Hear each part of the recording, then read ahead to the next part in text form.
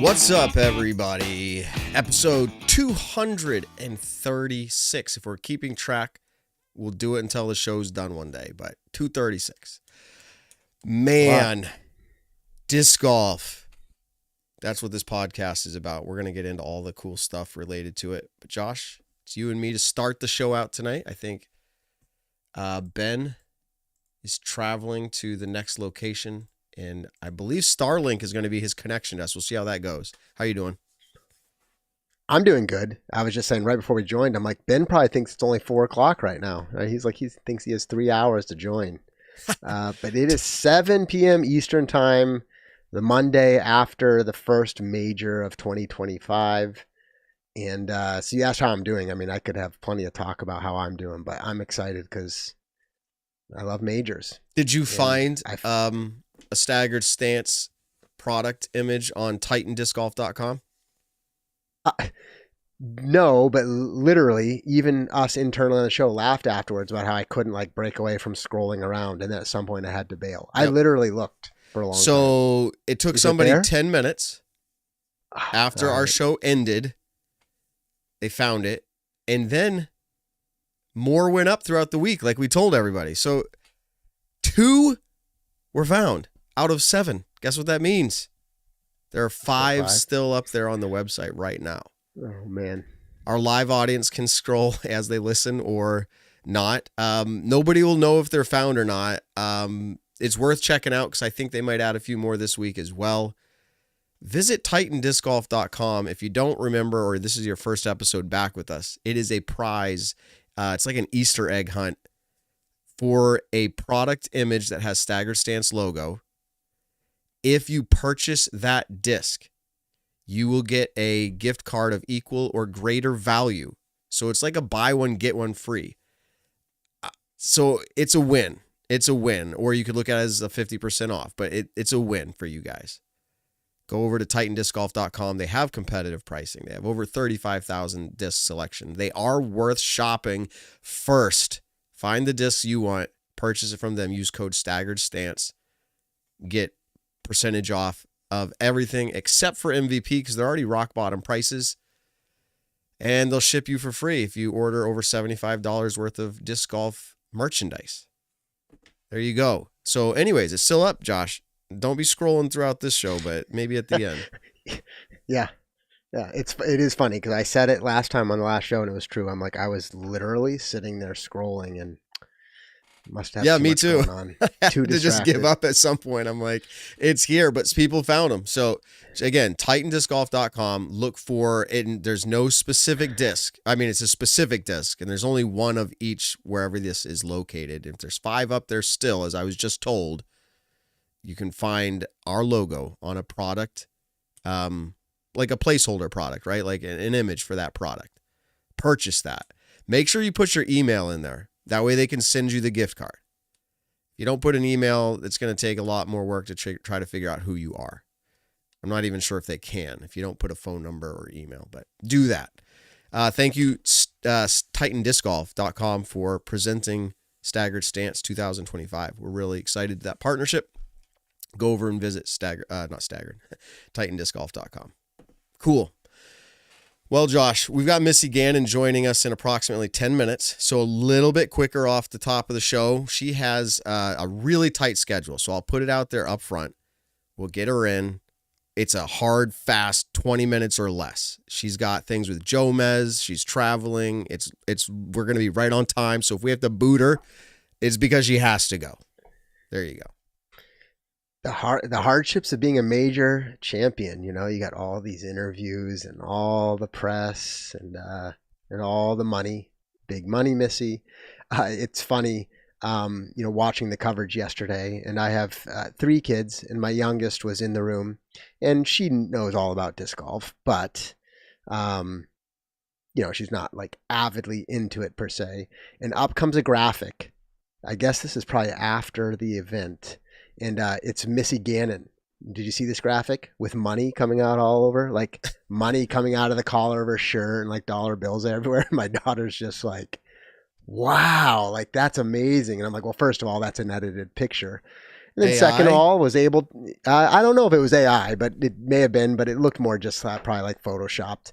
And, but then explained, yeah, like, look, this is something interesting about Missy is obviously the money part is a fun kind of way to state it, but it's really about the big events. So I'm looking forward to talk to Missy about that. And, you know, in a minute I can jump into the actual event recap, even though most viewers tonight have probably know.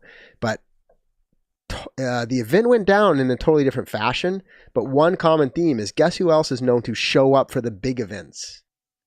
At least in the last like several years, it's Isaac Robinson. Insane. And yeah, just something about, I'm saying the big events, but more specifically the majors. Yeah, I mean, pretty incredible. So, Matt, you want me to kind of just run through the narrative of the events? Yeah, go ahead. And then we'll get with Missy as soon as she jumps in. Yeah, exactly. Yeah, Missy will be a priority when she's here, because actually we're going to, hopefully we get Ben and or Nick, and there's actually a lot to talk to. So right now I'm giving you like the appetizer, almost in the truest sense. Ben, you're on. Ben, it looks like there's an RV window in your background. Welcome. Here, welcome to the show. Traveling while getting on a show has proven to be a lot more difficult than expected, but I'm here. It sounds like a touring player who's like, you know, it's going to be my first rookie year. It just takes a while to get into the grind. Yeah, it does take a while to get in the groove. It's a lot to set up. Like, it's crazy. I'm in the middle of a Walmart parking lot going live on the show using Starlink. I don't know. It's kind of phenomenal how that is, where our society is at. That I'm literally at Wi-Fi because I just set it up a second ago in the middle of a Walmart parking lot. Well, we've got Missy coming on in about 7 minutes. You know that, but we're getting into a few stats for the event, and then we'll catch up with you too, you being on the ground there. All right, Josh, take it away. Yeah, because definitely curious. Ben was there, like you said, and I have not been able to prepare any stats per se. Although we probably will cover a few things. I guess I do have some stats, but just like by way of saying the event. So, 2025 Champions Cup, and by the way, we'll probably mention President's Cup at some point, but that's already like long lost to my memory, right? Champions Cup, everything. But MPO, already mentioned Isaac winning, and there are some interesting stats there. I think we'll probably get to. It's just incredible. Watching the live coverage, you heard Nate Sexton, really the post round, just being so adamant around like it's kind of incredible, and Nate Doss talking about legendary, and it's still early in his career, but that's actually the thing that makes it interesting. It's like, wow, okay, so you won Idlewild, Matt, and remember I'm infamous on another disc golf media show where I said I don't know if we'll ever hear from Isaac again. And what's interesting is I don't think he has any other Pro Tour wins, but who the heck cares? Because like it's unbelievably incredible. And so much so, like when Nate Doss used the word legend, I kind of appreciate what he's saying, almost in the truest sense of the word. It's like, you're now wondering, like at the next major, right? Like there's an aura, right? Like whether he can win it or not, I don't know. But like he's done it enough now where it's not like, oh, back to back, that's really impressive. Okay, 3 majors, great. Wow, like now he just wins majors. There starts to be an aura, and I wonder how much of that is even like a self-fulfilling, like confidence kind of prophecy, right? Like you start believing you just are a major winner. So congrats to him. We're going to talk about some of these things. I know I'm moving quick just because we're prepping for Missy to join. But if after the first round, which we all lived this, you saw, oh, McBeth is down 14 by rating, his highest rated round ever in a major event, of which he has a long history with 17 prior wins. And he shoots 14 down. And then he never crosses the 20 down mark for the rest of the event. And Isaac wins with 26 down. And Paul only ended 1 stroke or the same. Yeah, he really fell off right in the last, like, yeah. I mean, yeah, kind of almost ridiculous. Right, he finished 15 under for the event. And so, of course, we're going to focus on the winners and everything, but that is I think that is like all-time epic story. It's crazy. Yeah, and I'm probably oversimplifying it, but that course is not easy. Gannon himself was saying how big, or he posted somewhere, it's a hard course. You're thinking so much of trying not to throw OB. That's how it's like constant. So like you can't make a mistake, and it was windy. I'm not saying, but like let's look at Calvin. If it was the flop where Calvin put down like, 3 average rounds and then like a really bad round, we talk about it too, but Calvin did like 3 really bad rounds and then a great round. So it's like, it's what you leave off with, but like, it seems like that course was just really, really tough because of OB and the wind. Yeah. Yeah. Yes, correct. And even then it's still like a mind boggling, like all Paul had to do was on average finish the last 3 rounds at 4 under. But had you After known throwing that in the 14. beginning, you would have a different strategy, right? You'd be like, I'm just going to shoot like 5 down or like 5 down rounds. I don't need anything else. That's a different strategy, but you don't know that either. No, definitely not. That's why hindsight. Now that that's I'm on the grounds, yeah, I have a lot more insight into stuff.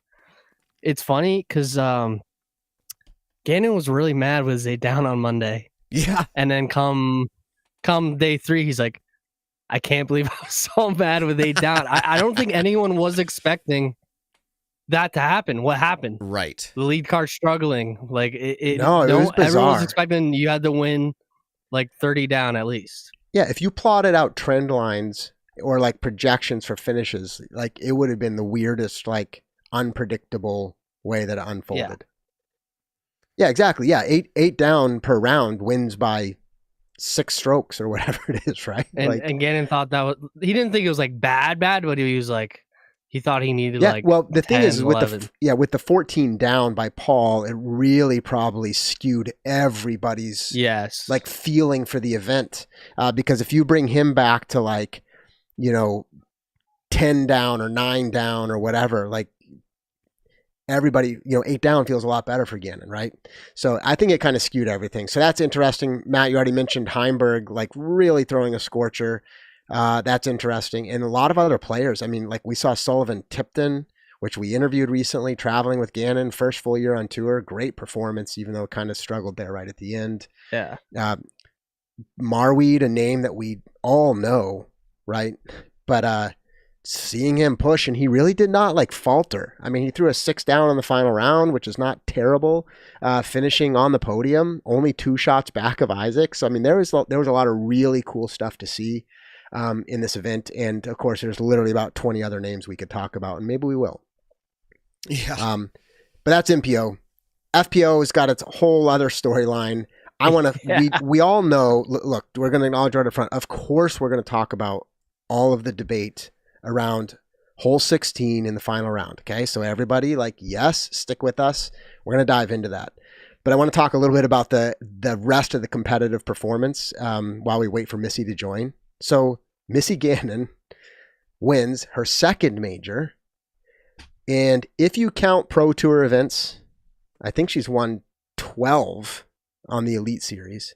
Well, actually, when I meant to say Pro Tour Championships. Right, so if you include those, Missy's got 12 wins on the tour, 2 majors. So and those 12 wins, by the way, are all like since July 2021. So, I mean, everybody recognizes Missy. She's got the nickname, but sometimes I think she unintentionally gets some shade and not a lot of confidence in the middle of the year. But really, Missy's just very consistent, and then peaks at all the right times. Which is, you really can't say that's an accident. So congrats to her. Obviously, Kristin, we're going to be talking about how the event unfolded. She probably would not say she had a stellar event, but she was right there at the end. Silva Saarinen, it's going to be a matter of time, guys. Now, when I say matter of time, she's won events. What I mean is like a big one, like a major, right? It's got to be just a matter of time. Yeah. I will say Missy not being podium this season and then doing what she did was epic. She's in the green room. Let's go ahead and pull her in here. Welcome to the show, Missy. Let's see if your mic's working. How you doing? Hi, good. How are you? Good. Awesome to have you. We really appreciate your time. We know different coasts for us, and you're popular always, but you're popular now with Jomez and then media of the win and all that. Congratulations on a major championship, the Champions Cup. What an epic tournament. You showed up. You hadn't podiumed up to this point, and then you take this down, and now she just dropped out. She's back, I think. Missy, can you hear us? Oh, maybe. Yes. Okay. Can you hear me? If you're Kind of. are you on the hotel Wi-Fi? I was going to really bad, so I tried to just You're coming through extremely choppy and a little bit robotic. We'll let you do some type of an attempt here at something. Let me see. Okay. See if I can do anything on my side. I'm not gonna try. Okay. Hold on. Let's see. So you can hear us though, right? Maybe. Yes. Okay, so we got a little delay going on here, but congratulations on that. Way to show up. If you can hear us and the response works here from your side, we'll just interview you like this. Were you going into this event thinking this was a course that shaped up well for you? Okay, not a problem if you think you're figuring it out. No. Okay. You're good now. I think. I'm going to change up the data bitrate real quick and see if that helps on your side a little bit. But okay, you're here. At least it's doing something now. Was this a course that you showed up to thinking this shaped well for your game? Yeah, I mean, I've been coming to this event for years, and obviously we've played a couple different iterations of this course, and we had, two layouts, A and B, but they weren't that different. There were only a few holes that were different. And yeah, I had seen many of the holes before, so I always usually feel pretty comfortable here. A lot of kind of pushing hyzers, and still a lot of great shot shaping as well. So accuracy is pretty paramount out there, but also having a bit of distance is going to be an advantage. So it's really just about who's on and who's going to execute the shots that are required of you out there. And I just did that to the best of my ability, and it happened to be just consistent after each round. And I wasn't finding a lot of OB, and yeah, it just felt like everything kind of came together. Yeah, we heard OB was a struggle out there for everybody, meaning just trying hard not to go out of bounds. But while your audio was an issue coming into us tonight, I said congratulations. I want you to react. We don't need like a 1 through 10 placement. Does this place bigger than any of your events, or is it not number one? That's so tough to say. It's really hard to kind of not give. Yeah, because it's like, last year winning my first major was amazing. And, it's like, that's always going to hold a special place in my heart. But I think at this point in my career, any title that I can get, especially as a slightly older person on tour now, I feel like, it's just kind of solidifying myself in history in the sport. And, it's also just showing myself that I'm still here. I'm still here ready to contend. And, I don't see myself going anywhere, even with all these young guns coming up, and, sort of asserting themselves in our field. It's, it's really cool to just like continue to put out more titles under my name. I'm going to toss it over to Josh or Ben here after this question, but it was fun for the fans to see Paige Pierce. I'll speak for everybody. Up there competing and pushing and then throwing it in, that, if you want to call it a field ace. What was that like for you having a final round with Paige? That's probably been a little while. Yeah, no, it was great. The last 2 rounds were amazing. Especially I feel like the third round really had just some special vibes. I feel like it wasn't quite as like tense and tight as the final round. So we really got to kind of let loose in round 3, and both her and I were just shooting so well that day. And it felt strangely easy to kind of be sitting back and admiring one another's performances, even though we were both competing against one another. It was like a funny vibe, because she loves watching the flight of a disc. She said it millions of times in many interviews. And it's just really cool to be beside somebody who's my friend off the course, but also feel like we're both rooting for one another. It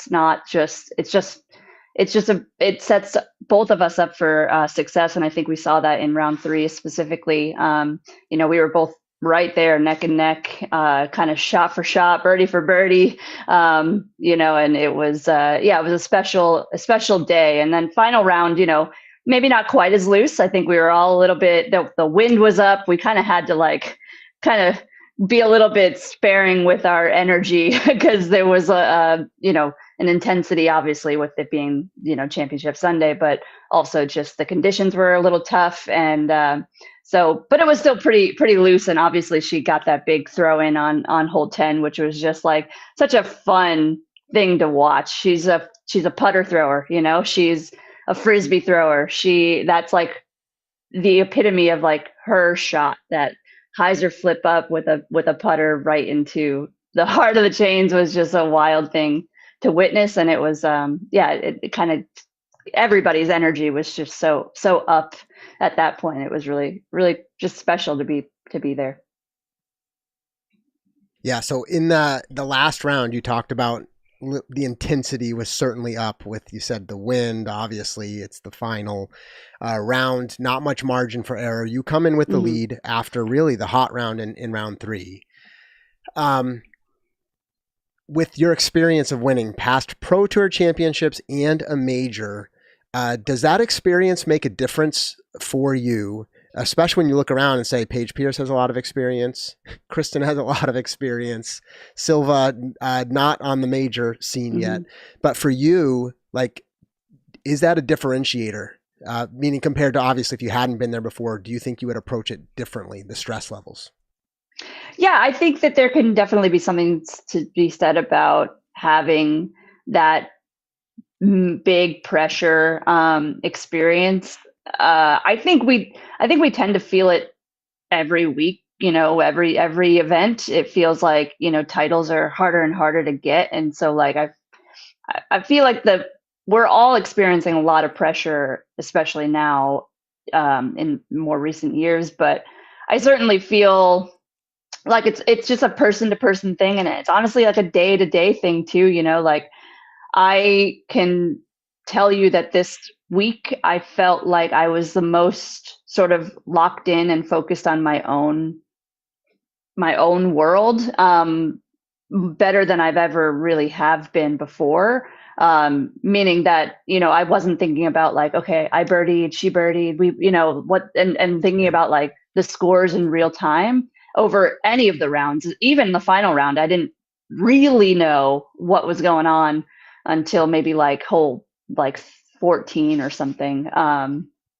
But yeah, I don't know. I think it just depends on, I think we're all sort of still growing and figuring out how to handle those situations. But yeah, I can say that having been there before, I think really does kind of give me a little bit of an advantage, not over, like you said, not over Paige and Kristin, but just in general. I think we all, again, have that experience and can kind of maybe fight through some of those high intensity, times a little bit easier than others might be. Yeah. Yeah. Like you said, just even your mindset. I mean, in your first 11 majors, right? So starting your career, you averaged 13th place, which is actually pretty darn good. But in the last 8 majors, right? Of course, I'm cutting that line intentionally, but your average place is better than 4th. Right. And you have, two wins. So, I mean, that's obviously not only chalked up to experience, it's skill, it's all the effort you've done, but those things build up, and that's pretty incredible. I mean, you're now a 2-time major winner, which there aren't all that many. I didn't do the count, but it's definitely putting you in a top tier. All right. So I know we're not keeping you all that long tonight, but obviously we have to address the conversation. And I actually want to put this in context of, like you said, your mindset was kind of really locked in. And yes, you became more aware of the scores heading into 14, and that's when it really cinched up.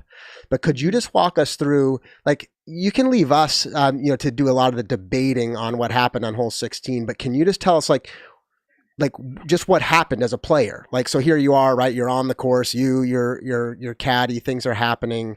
What were you aware of, and kind of just how did that go down from your perspective on the course, the call on hole 16? Yes, yeah, I figured that's what you were going for. Yes. But yeah, I think that's kind of where I realized that I was so in my own world, because even trying to like go through that whole situation and what unfolded, it was hard to recount. It was funny because I was like, what I can really remember is, Kristin threw her second shot. It looked great, got well up the fairway, and you can even see in the live coverage, I just start walking because my lie and Paige's lie were very close, and I knew it was probably one of us next, whatever.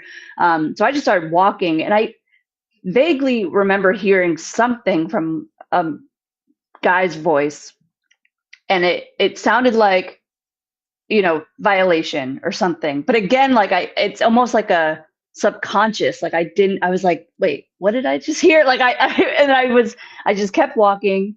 I got to the next lies, and Paige was a little out. So actually what happened was that Paige threw, then I threw, and then I hear Kristin from about, maybe 30 feet away, slightly down the hill, saying, hey guys, she's kind of mentioned, she said, hey guys, just so that everybody is aware, and I'm paraphrasing here, Yep. but this is what happened. He called me on a stance violation, and she's pointing at the official, and we all sort of gather. Again, you kind of see that on live coverage. Yep. And she says, this is what happened, and she kind of is like explaining that her frustration about the call and her uncertainty about like its validity.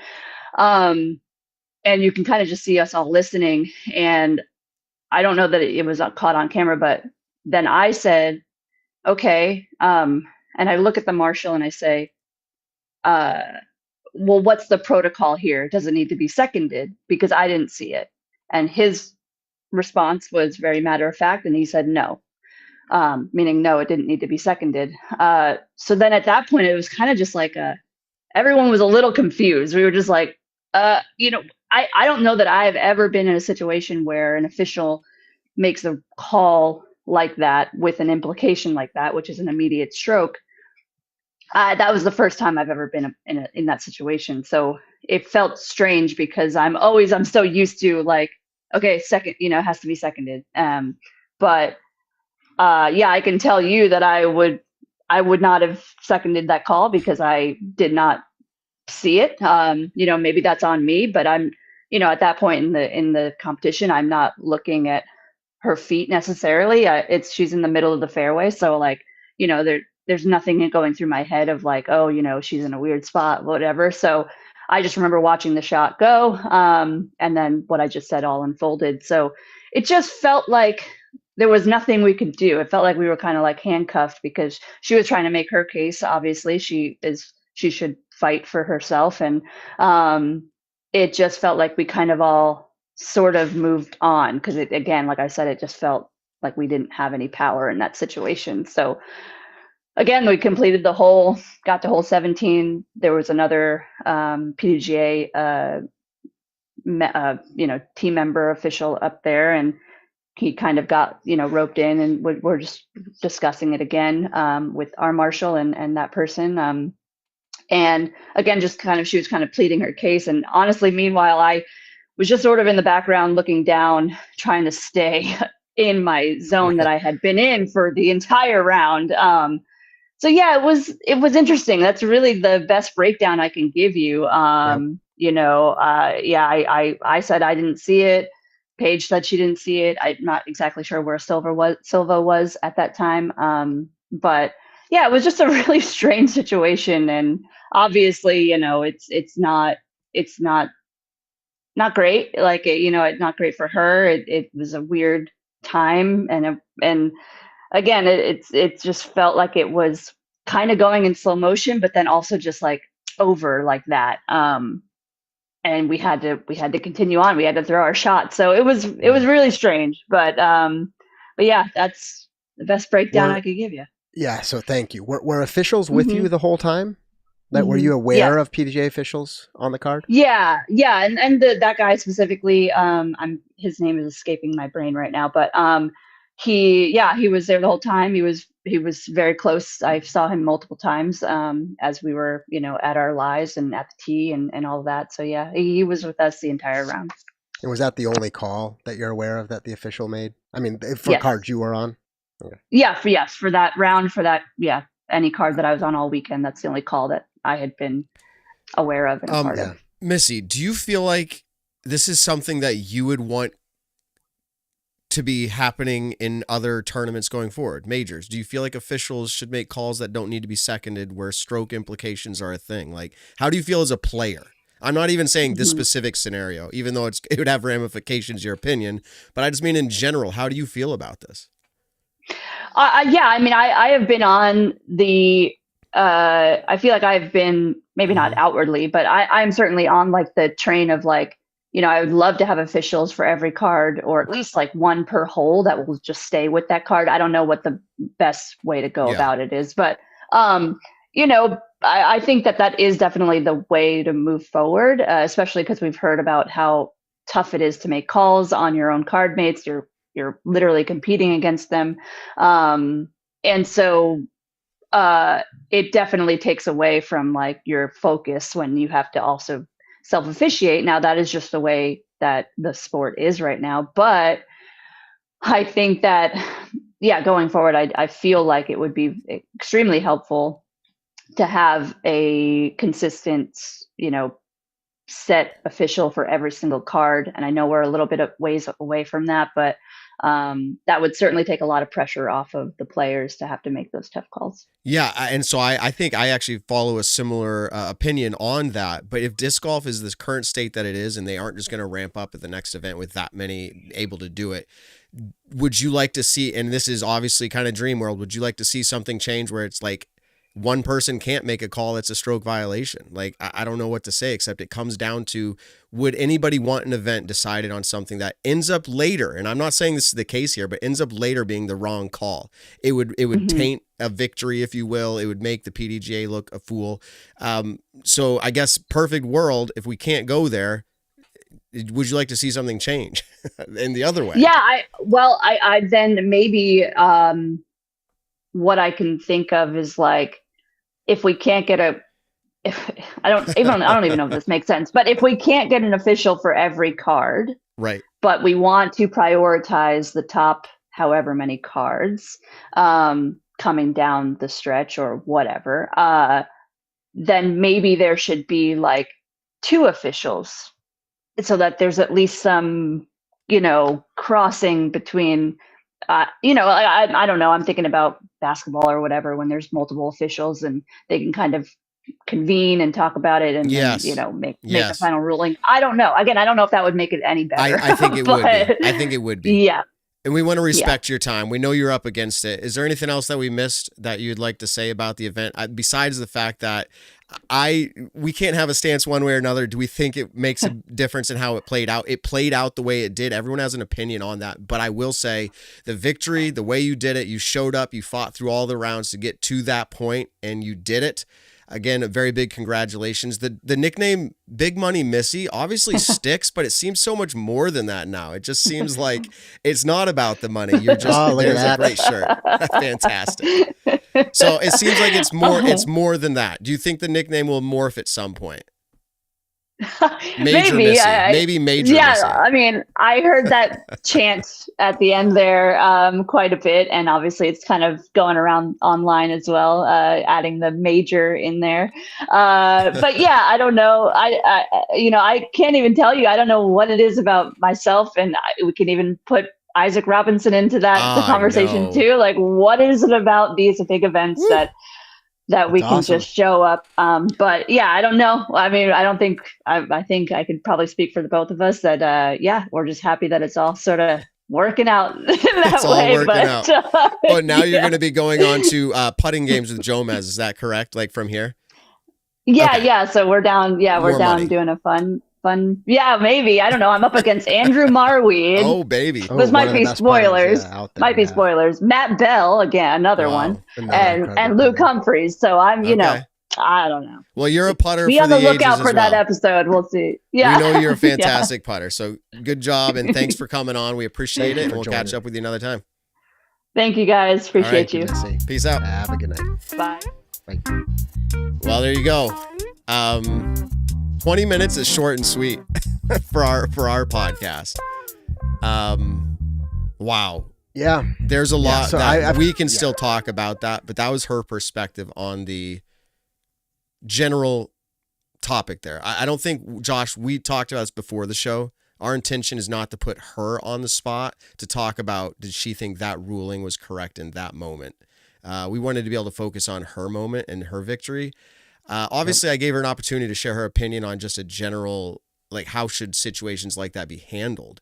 I think we can, Ben, if you're okay, we can break down what we think about that call. I don't know where I don't know where you were at, but Ben, you've seen it now at this point. How do you feel? I watched How do you it last feel? night. It's so hard. It's just a tough situation altogether, and I'll get both sides. The PDGA guy, he's probably like obviously we saw it was a foot fault. Her foot was it? Let's say you can say that for yourself. We'll talk in a minute. Well, for me, just watching the video, because the disc was still in her hand, and she kicked the disc.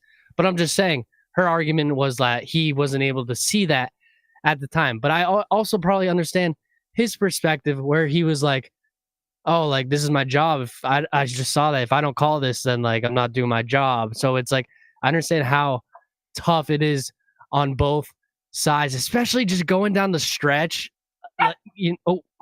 Going down the stretch, just having like 2 holes left or a few holes left in a major, it's a really, really tough call. And I don't know. It's tough to say. I think I don't know if I like the call per se, but I also understand why he called it. Right. Now, Josh, I'll let you react, but I want to add to it, and you can react to this as well. Other players are seen on video footage, maybe, if you want to use the word egregious, more egregiously, where it would seem obvious to call it, but the marshal didn't there. So I'm just adding that to the conversation now. Because, Ben, you made some fair points, but you got to add in all of them now and understand why not here. What do you think, Josh? That's a good point. Yeah, I forgot about that. That people were saying even on MPO, there's multiple foot faults. Like and in the FPO immediately before and after and all around. So it's an interesting thing. Yeah, Josh. of course. With most of those, they can also be debated, which is actually part of the point, right? Like it's like even some of those. Like I saw screenshots of Missy's next throw, but screenshots, and you go back and look at it, you're like probably not. So like, can I walk through a couple things and state these as like facts or I guess certainties and just have you react? Like, to me, this is kind of a list of things, right? So first of all, I believe we know marshals or officials were following chase and lead card, at least in the final round. Like Missy confirmed that. I heard that on coverage. So like, that's just a fact. Another thing, kicking your disc or your mini in and of itself is not a foot fault if you've already released your disc, right? I'm just trying to set facts straight because I see so much stuff flying around on the internet. And it doesn't matter if it's intentional or not. Right. Yes, exactly. Yeah. It also doesn't matter, which I want to debate this point in a moment, but whether it provides an advantage or not, that's also not a factor in the assessment. It does seem there might have been other violations not called on chase and lead card, right? And you heard Missy say, as far as she's aware, no other call was made by an official at any point. Can we say, of course we're not in her mind, but again, I know I'm going through random facts. I'll get to a point. Kristin didn't do this on purpose to try to gain an advantage, right? Not that that's a factor in whether it should be a call or not, but like you see some of people trying to stretch and reach around a tree. Like that's literally not what happened. Like she planted her foot and skidded into her disc. So she's not trying to take an advantage. Now, I actually think I have a contrary opinion to people who say there is no advantage or not, and maybe I'll share that. You've done it before. I actually agree with you.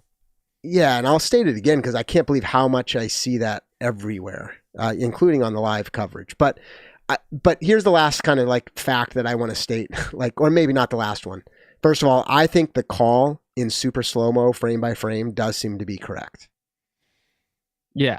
Like I'm just saying in super slow-mo. When I say correct, like But by the eye, it's impossible to tell by the eye. Which is in Kristin's opinion, and Kristin's main point was not that she didn't kick her disc. Everybody knows that the disc moved like 6 Yes. inches forward. Okay. The question is had I already let go of the disc I was throwing or not? And apparently the conversation seems to be clearly relayed is the official would acknowledge there's no way I was literally watching your hand and your foot at the same second, right? But based on what that official saw, you do hear him on cover say he's 100% confident in his call. Which, by the way, is a weird spot to be in, probably for him and her and for everybody. Well, what happens? Yeah. What happens Again, if I'm he just makes a stating, call? And then it's that conversation and he changes happens his mind? and he's like, you know what? You're right. I'm not sure about it. I mean, if that's actually the case, he's not sure, then that is a good job. Good integrity, good on him. But if he does that because he was just I'm not sure just in general either way, then it's why did you make the call in the first place? Was it the moment? What got to you? Oh, it would feel really weird if he backed down. I mean, I would much prefer people to own their mistake. And we don't have him on, so it's speculation. Do you think he had to rise to that, no, I'm 100% comfortable, when maybe internally he's actually not going, oh, no, I'm not. But now I have to be confident because I made the call.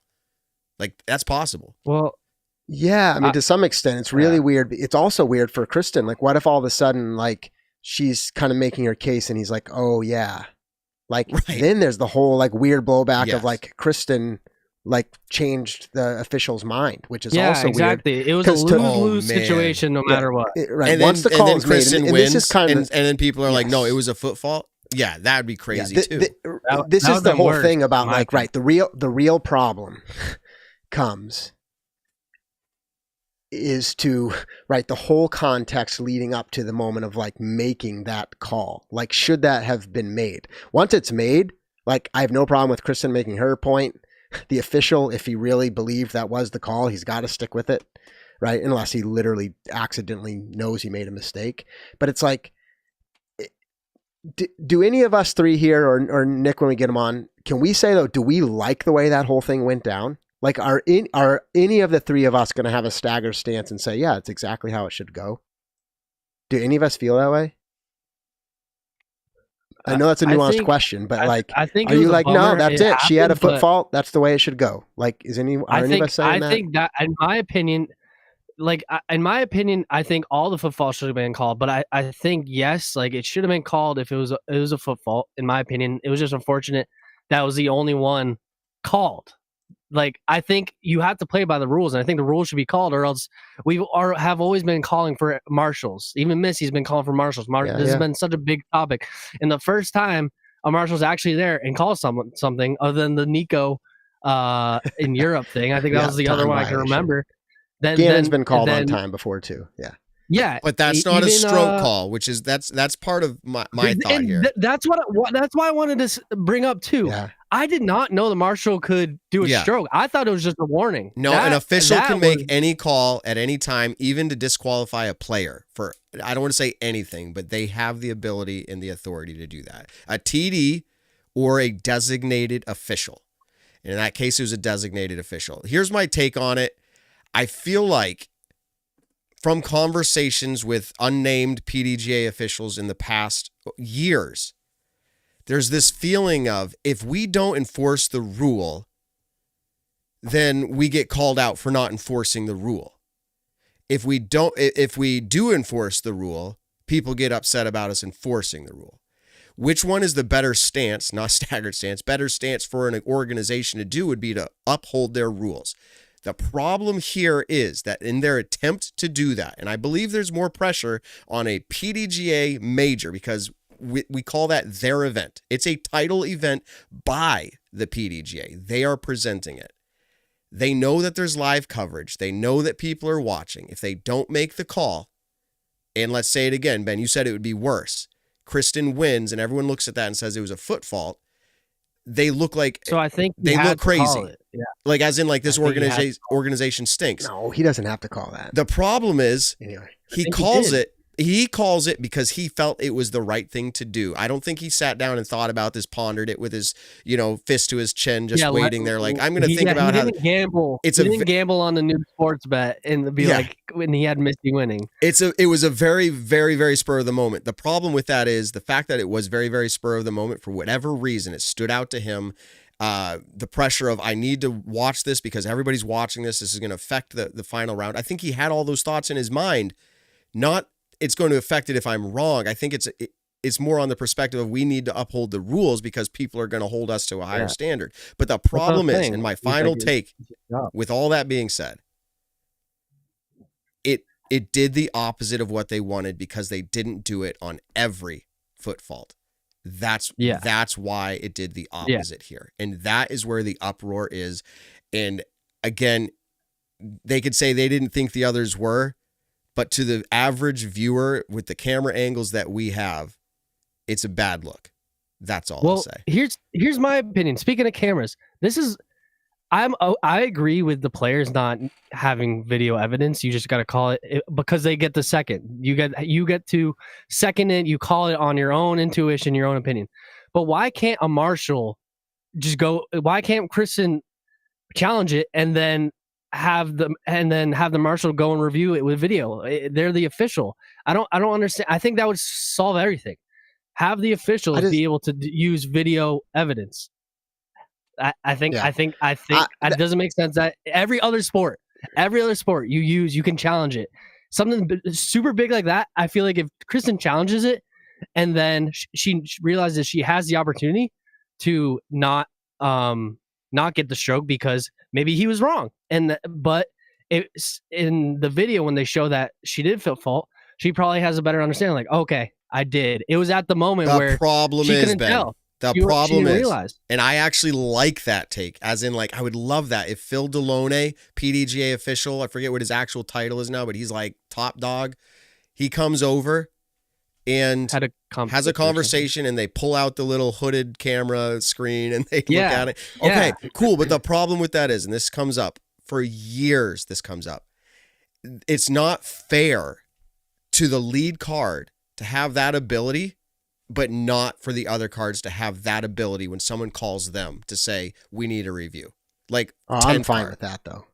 Really? I have no problem with that. Exactly. The winners always come from the top and chase card always get different. So you only care about if it's a winner. You don't care about the rule being called if they're not in contention? No, I would love to, but I'm fine with applying available resources at the top of your event. Yeah, I don't know. It altered her. No, everything's different. So then Chase card should have it then. Chase card should have it then too at the very end. Yes, maybe top lead three and Chase cards, card. Because when do we add a fourth card winner? Okay. I don't know. But still, and even then, it's so rare. I'm fine with that. I mean, here's the thing: what happens to, like, in all other top pro sports where we have officials making calls and we get to the championship game? What's the phrase people say? Let them play, right? And so what we say when we say let them play is not to not make obvious calls. What we say is if it's close and it's in the spirit of the game, you do not want an official influencing the outcome. Nobody wants that. NBA, NFL, NHL, Major League Baseball, you let them play. So if it was obvious, Ben, I'd say you have to make the call. And I think everybody would agree, right? But it was so incredibly close and nuanced. But in the split second, it was not nuanced. I feel like it just should have been a warning. But here's the thing. It was not nuanced or close to that official. In his mind, in that moment, it was obvious. So he needs to be taught differently then. He has to be taught differently. He has to be taught that call cannot be made. And Matt, we know that other officials are taught that more nuanced. Like, I know that from conversations. They're taught the more nuanced scenario that, like, you cannot make certain types of calls in those moments. Like, you just, and by the way, it's not about the moment. What I'm saying is, it's but just to like him the whole in context that of moment, you're right. But I want to go back to my point. In that moment, it was obvious to him. That's what I'm trying to say. Not that you're saying how it should be. I agree with what you're saying, how it should be. But you're saying he shouldn't have, and I guess you're arguing from your stance, which is fine. But in that moment, if he thought it was obvious, he should have called it. To your point, that needs to change going forward. They should be trained. Don't make that call because that's way too close to call. That's what I believe. If I'm a manager of these officials, what's the meeting like? Event, what's the post meeting? That's exactly it. Like I'm saying, you all are already officials. You're expert on the rule book. I'm not going to talk to you about that. What I'm going to talk to you as your managers, I'm going to coach you to the art of the game for the major championship final round. You watch everything that happens and you make every single call that's an obvious call, right? anything that's too close to call. Here's some examples. A toe slightly flicking a disc when their foot is pivoting. You don't need to call that. You need to watch it in case another player makes the call and there's a second, you can engage with it. But like, you don't need to be the one to invoke a 1-stroke penalty in that scenario. Like that's the conversation I'm having. And if I didn't have it before, I'm certainly as heck having it now. Right? Like I'm trying to influence this for the future. It's just like, it's frustrating. By the way, like you said, Matt, like also I can recognize that individual probably wishes they didn't make the call. I don't know if that's true. Like, I don't know. But like, so there's a large group of people who say he made the right call. I would be interested in that. First, like, set every emotion aside right now. It depends what you mean by right. Because what I want to ask you then is this: it was accurate. It was an accurate call. From your perspective, was it a foot fault? Yes. What do you think, Nick? Nick just joined the show, everybody. Hello, Nick. Do you think it was a foot fault? I mean, when without you look getting back into at anything else, when you look at slow video coverage. when you look at the frame by frame, yes, it was. Okay, yeah, and I right? think that's what I'm saying. Yes, I think Ben said to that my knowledge too. of the rule, yes. So some people are like, well, everyone should shut up. He got the rule right. That's not what most people are bothered by. They're not bothered by if it was a foot fault or not. They're bothered by the inconsistency across the board, nothing else getting called, that got called.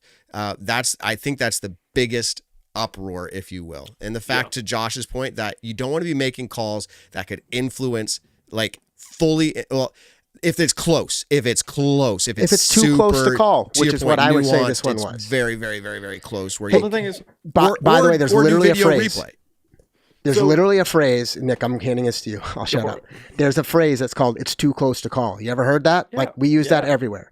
There's a reason they say it's too close to call, not because it didn't happen. It's because we say it's too close. And what you're talking about is to make a judgment call on something that close that has an outcome of that. That's why we need video do replay, and it solves it all.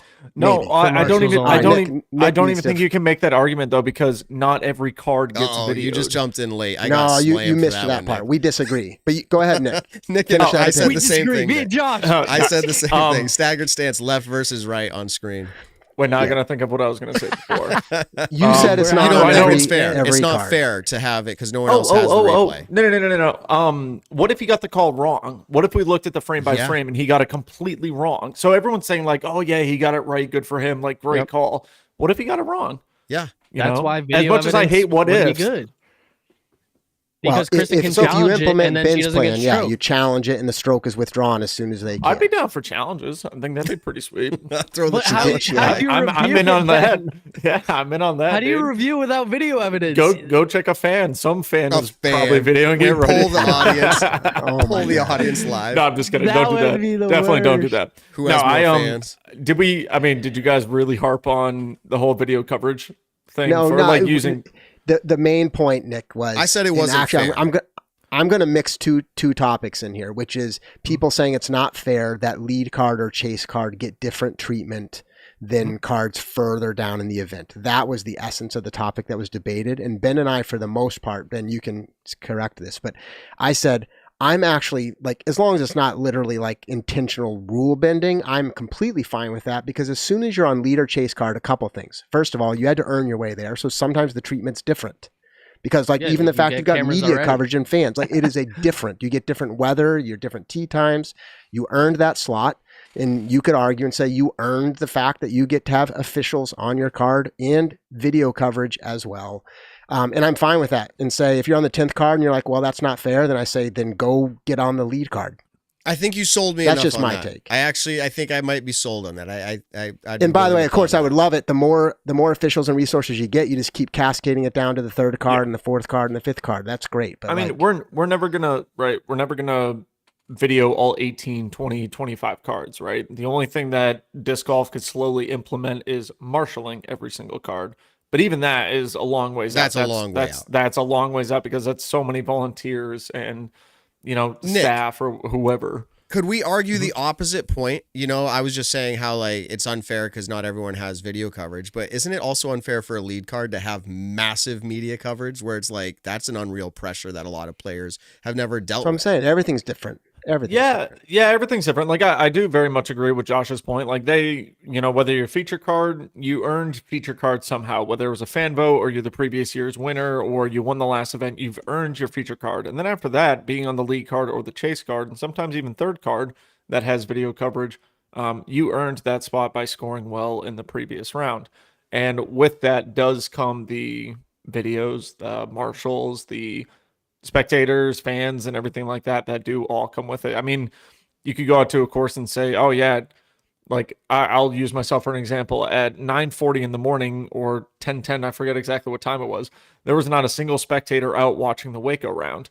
Right. But then when lead card goes off at 3:30 in the afternoon and they've got spectators all over the course, that's a different thing that they have to deal with. Hold on, Nick. Let's rephrase that. When chase card goes out in Stockton, they have most of the fans following. Did you see that? Yeah. Insane. The Paul Ricky, the Paul Ricky AB Eagle effect. Oh yeah. It was So what? This is the lead card? No, that's the chase card. But to your point, it's different for everybody. You could have a heckler following one group, not another. Yeah. That's my whole thing on. I don't really think you can use video evidence yet. But I don't know. I kind of, when Ben said challenge earlier, I do kind of like that, to where, you know what, if you are on one of those spots, then you get a chance to challenge and you can use video coverage. So I like the idea of that, but aren't we ironically, like I would like to set that aside, because ironically, does that make a difference in this case? Well, I was just going to say, what do they find? So it's like almost like a distraction for this argument. They didn't frame my frame. I think if we're like really diving into it and Kristin sees that, hey, yes, I actually did footfall, I think that changes her mentality. Exactly. Yeah. I think that completely does change her mentality of, hey, I did travel. But now set that aside, because you're right. Exactly. Set that aside because you're right. But the problem would then be, well, it worked there. We showed Kristin that she had a foot fault, but everybody else did, but nobody was called on it, so we didn't have to do any challenges there. That's the problem. The inconsistency is what's driving people wild. Yeah. That's what I'm saying, Matt. Yep. It's not the video coverage is a problem. It's other factors. It's inconsistency, or it's the fact that he shouldn't have called it in that moment for that close of a call. Like, those are the actual problems here. Well, I will say, I'm not sure the guy's name. I saw him a lot. I think people know his card name. for President's Cup. He called Albert Tom in President's Cup for over 30 seconds on a card with me and Gannon. President's Cup? Shoot. Yeah. That's what I'm saying. Is that even PDGA? Yeah, it probably is. He told, hey, that was over, because he took a while. And then it was Gannon, Cupcake, and I think Gavin Babcock, and he monitored their card for 2 holes, like actively timing. I was paying attention to him. He was timing everyone, stopping the stopwatch, and he's like, all right, you guys, like, he monitored 2 holes because I guess the chase card was coming up and he wanted to make sure pace was good. So he was doing. He's the whole weekend he was doing his job. It wasn't like this random ego trip where he was like, yes, like he was actually doing good. He was doing his job. I don't think there's any weirdness there. I don't think he made a bet on Missy and I don't think any of that. So one of my friends said that, they were like, how much money does he have on Missy winning? And I was like, oh God, if we're bringing like sports betting, stuff like that happens. I mean, look at all the referees in the past. Anyways, not saying that, but at the same time, we have Elite Series events. And then we have majors. Majors are our top-notch events in disc golf. You have to think that things are going to be a little bit more strict at majors. And this was just kind of a prime example of that. Now, I'm not saying they should be a little bit more lackadaisical over at Elite Series events, but sometimes, like, more often than not, you're probably going to have a bigger staff at a major. You've probably got more volunteers, more LOC. Disc Golf Pro Tour had people out there helping out. We talked to Sean a little bit about it. He has a huge team of people that's helping him out there.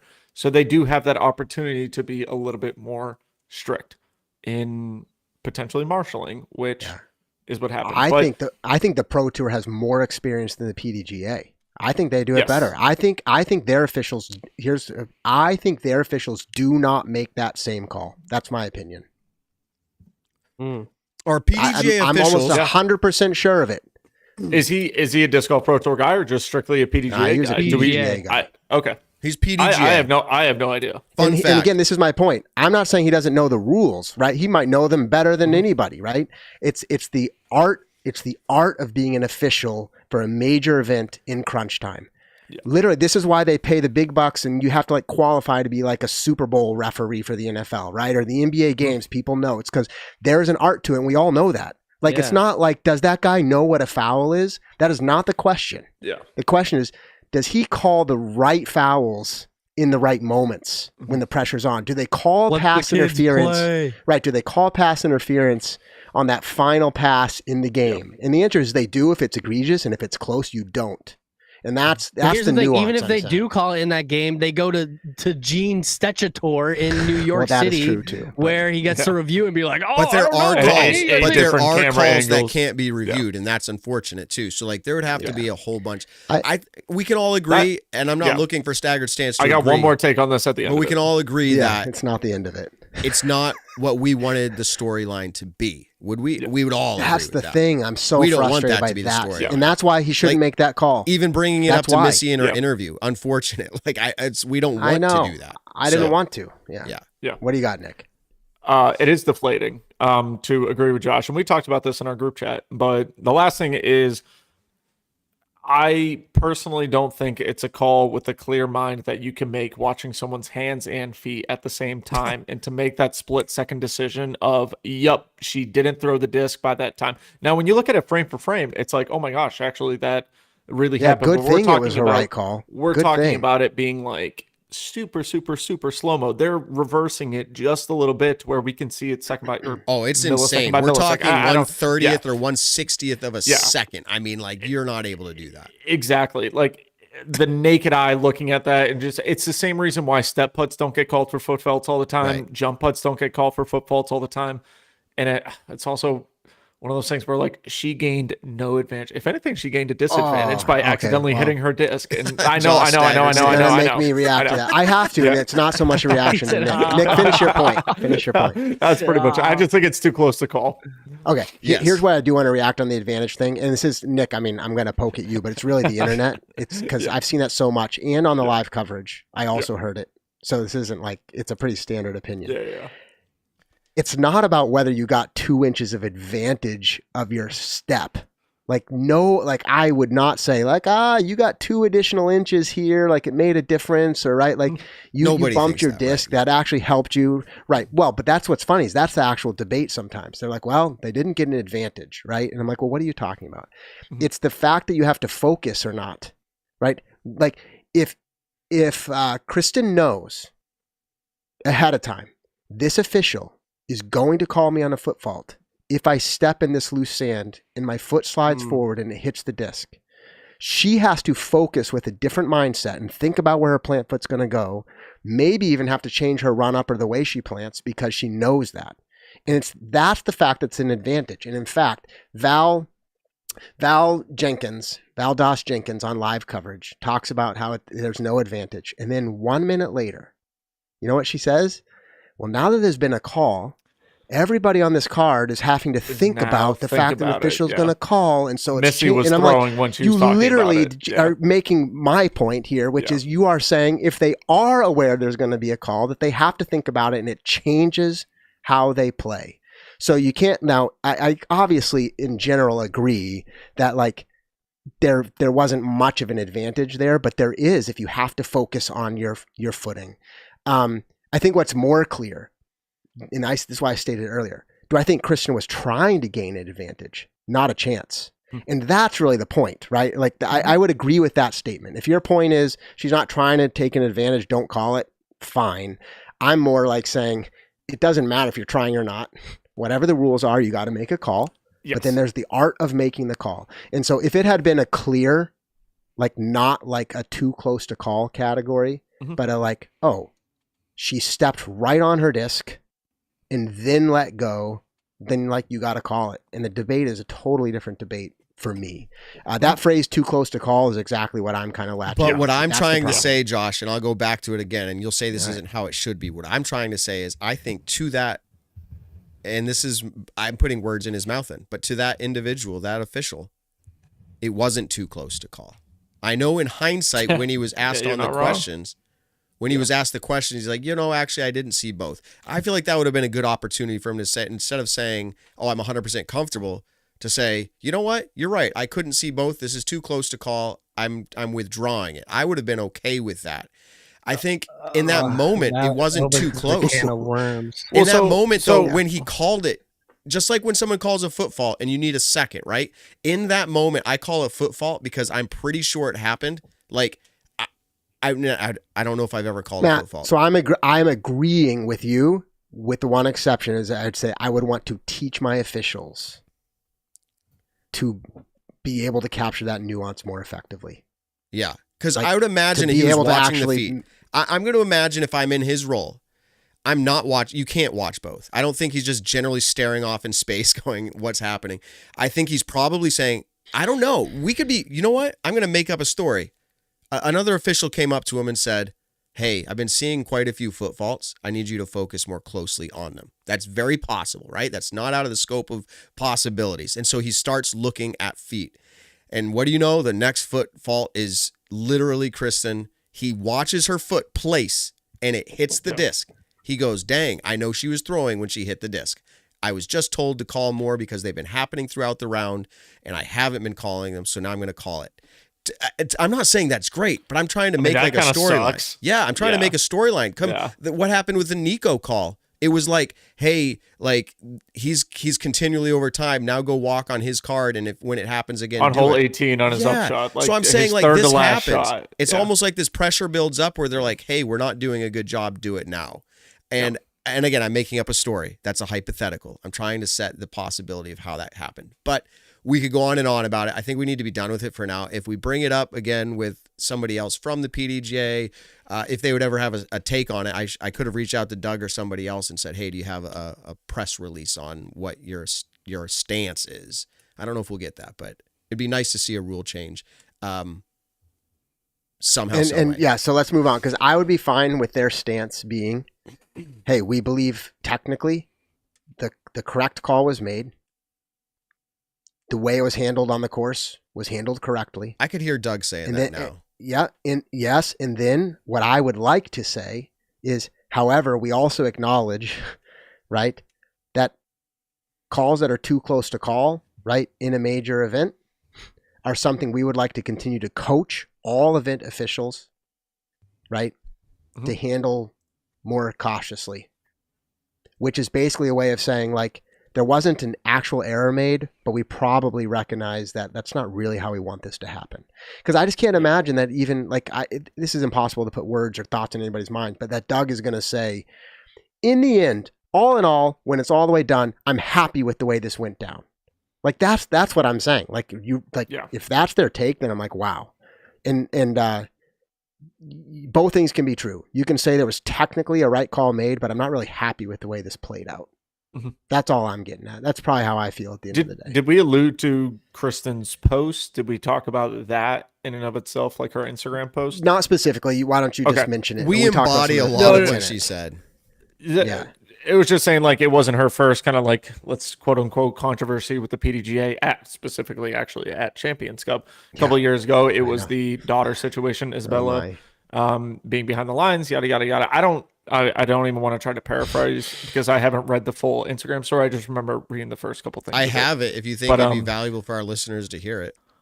I don't think it'd be the worst because it's her side of view, and I think we should definitely do it. Our listeners probably would appreciate it because we're talking about it. She said, it's not the first time I found myself at Champions Cup in a controversial situation involving the PDGA. 3 years ago, I was told mid-round that my daughter couldn't walk with me, even though she'd been there from the start. This time, for the first time in my career, a marshal made a foot call independently without any input or complaint from my cardmates. I understand that marshals are doing their job and trying to ensure fair play, which I truly respect, but consistency matters. If you apply rules like this, they should be applied equally to everyone on every card at all times. Of course, I would never want to gain an advantage unfairly, but the situation was strange.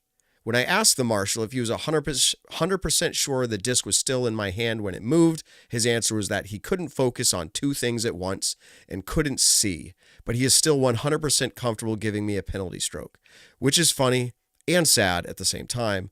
But above all, this response was concerning to me because it seemed to reflect a misunderstanding of the rule. You do have to see both things, which is let me see, which is frustrating when such significant decisions are being made, and this is all caps, alone. No previous foot faults had been called in the round, and the timing felt unfortunate, just as I had gained momentum and was getting back into contention. That said, I take responsibility for letting it distract me, and I'll use this as fuel to sharpen my game and focus even more moving forward. I know I wasn't the best player out there this week. I made a lot of mistakes on the putting green and with some approach shots. I'm heading home tomorrow with the intention of working on those areas and tightening up my run-ups. Even though you can't always predict things like slipping on the course, I'll focus on what I can control to avoid situations like this in the future. And she closes out saying California's awesome, and she hopes to return. There you go. She wants consistency. She feels it's a little weird that it's happened to her multiple times. But I do like the fact that towards the end of that, she says, it's not like she's complaining here, like, hey, I should have won this.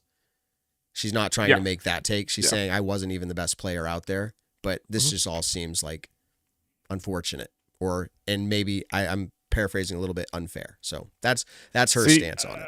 With that, I mean, I hate the fact that the guy even said like, "Oh yeah, no, I can't watch two things at once," and then it's like, then but how'd you make the call? Yeah. Because that's why that's embodied by my too close to call. That's the point. Yeah, it's too close. Even that, couldn't see it.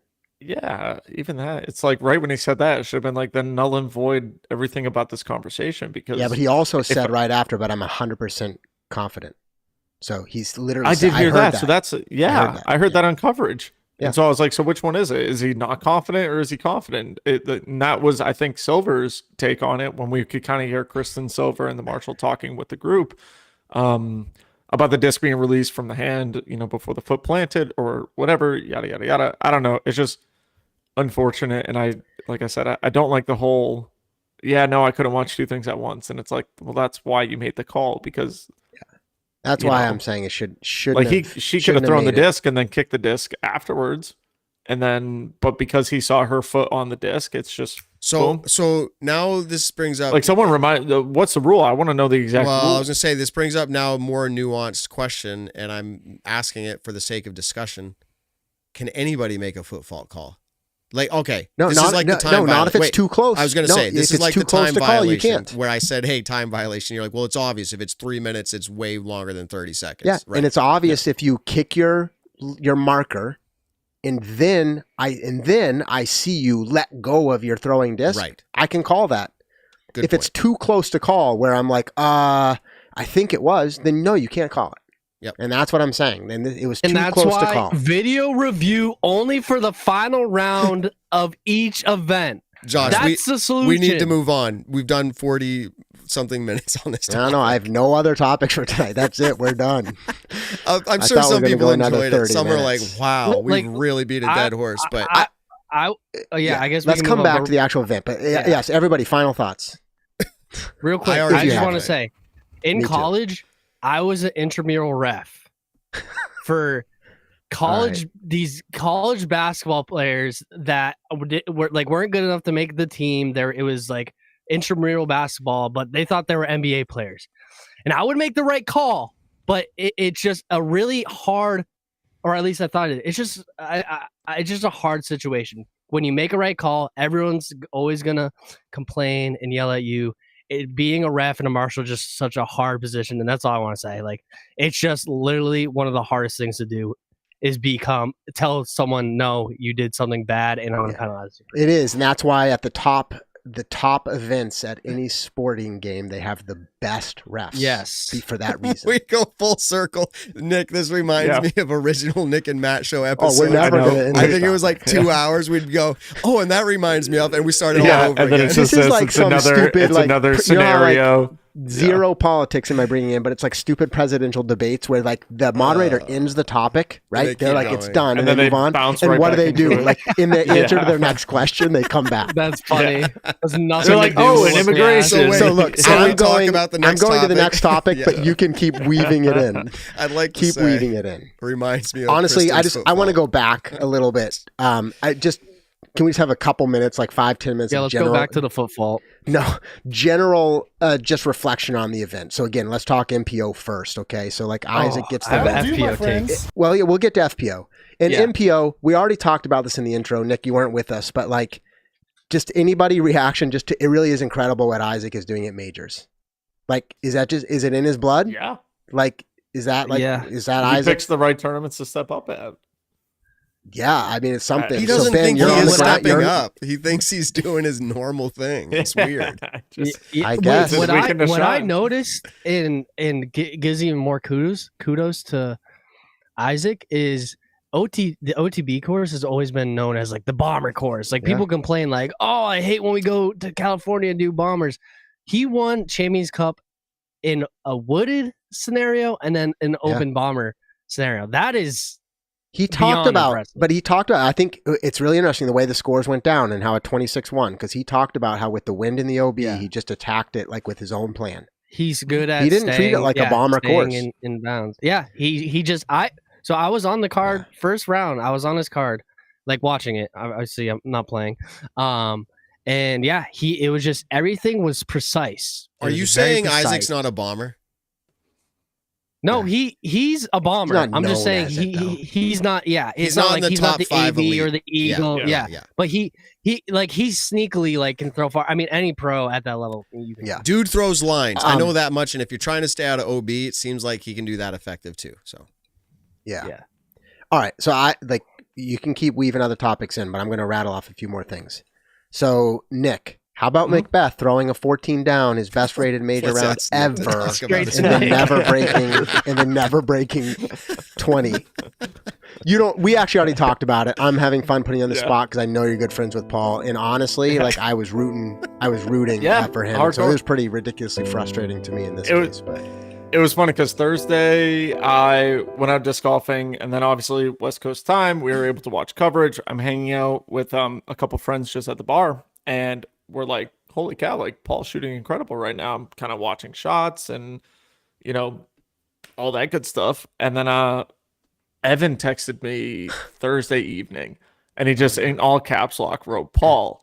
And I said, dang it, Evan, we can't talk about this because we're going to jinx it, and that's no good. And did Paul text you after? He's like, were you talking? No. So, and then Friday, Saturday, Sunday, I was just down in West Virginia in the mountains playing WVTI, and there's 0 cell phone reception up there. So I actually didn't get to watch any coverage for MPO Friday, Saturday until Sunday evening coming back.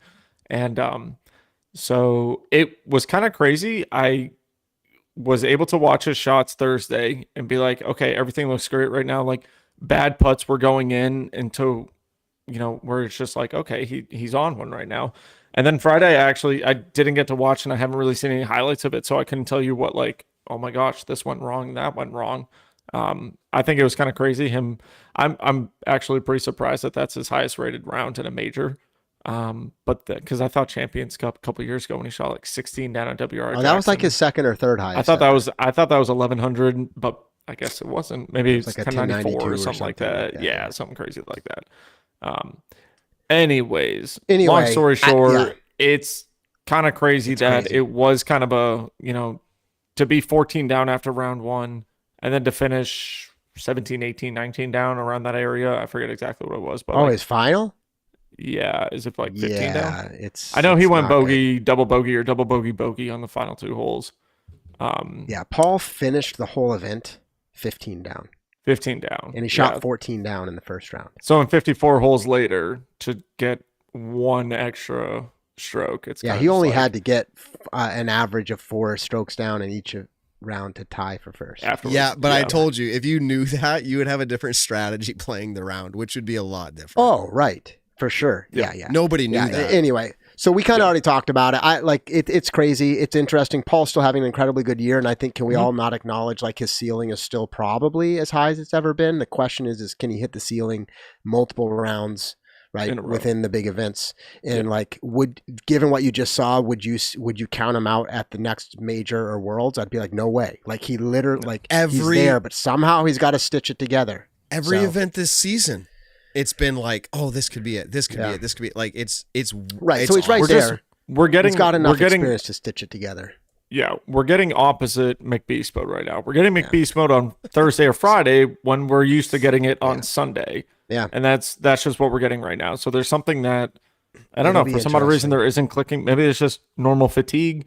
whatever. There's just something not 100% clicking on Sundays right now. Because like you just said, we have seen that a couple times this year. I want us to get to results for our pop picks because it's relevant to what we're talking about in players. So can we get there in a second? Maybe this will be a segue. Okay.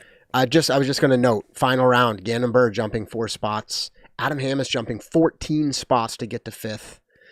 Calvin Heimberg jumping 24 spots to finish in the top 10 at 8. Even Ezra Aderhold jumping up to make it in. So some really big final round performances, except for at the top of the card, right? It was just kind of weird the way it all played out, but solid. And it was really exciting. It came right down to the end with AB making a push from Chase, getting within a stroke. So awesome event. Matt, should we talk a little about FPO just a little bit, and then we'll get to results? Sounds good.